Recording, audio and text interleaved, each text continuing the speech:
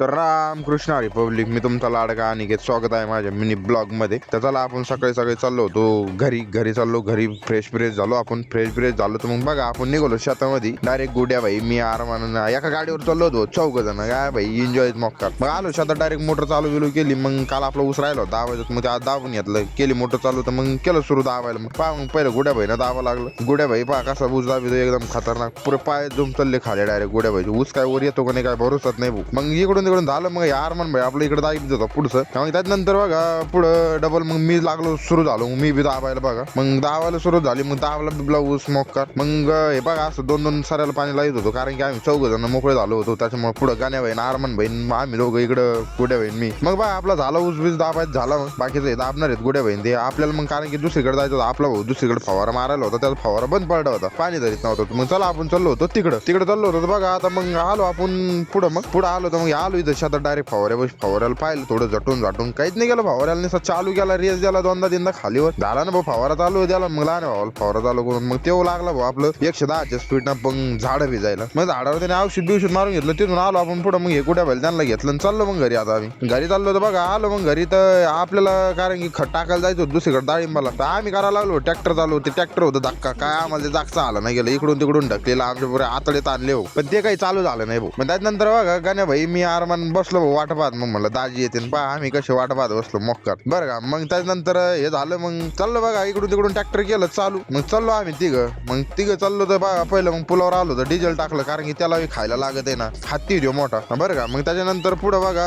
मग आपला रुद्राभाया भेटला तिथं. रुद्राभाया आला होता, चालला होता पाहुणे तिथे नांगर घेऊन. तर रुद्राभाया म्हणतो आपल्याकडे ऑफर आहे. रुद्राभायाकडे कोणी फॉलो करून येत असलं मला तर ते फुकट नांगट काढून दे बघा. मग या मला फॉलो करून करा कॉन्टॅक्ट, बघू आपण लावू डोकं. आणि मग गाण्या भाईना आम्ही बघा आलं. मग ते आपलं खताचं डुग्गा बिग्गा आलं. तर मग केलं अनलोड. मग हे गोण्या अनलोड केलं. म्हणलं जाऊ आता उद्या डायरेक्ट खत टाकायला, कारण की उसरी बिलय झाला होता आपल्याला. मग त्याच्यानंतर बघा गोकुळ भाई आणि मी आलो. मग बालानगरला काय आला तर गोकुळ भाईला नाही होत दूध. तर मग आलो आपण गोविंदाच्या बेकरीवर आलो. तर गोविंद भाईनं आपल्याला स्टिंग पाहिली भाऊ. महिला दिवसानंतर आला म्हणतो आमच्या दुकानावर. तिथं भरत भैया बी होता आपल्याला थांबलेला. मग गप्पा मारले तिथं. मग पुढे आलो. मग कृष्णा भाईच्या दुकानामध्ये, आपल्या कृष्णा भाईच्या दुकानामध्ये काय तर नवीन स्टॉक आलेला होता कृष्णा भाईच्या दुकानामध्ये. एकदम जबर कपडे आलेले, शूज बीज एकदम मस्त आलेले. कधी व्हिजिट करा आपलं शिवराज मेन्स वेअरला. मग त्याच्यानंतर कृष्णा भाईला भेटलो त्या स्टॉक बिक पाहिला बघा.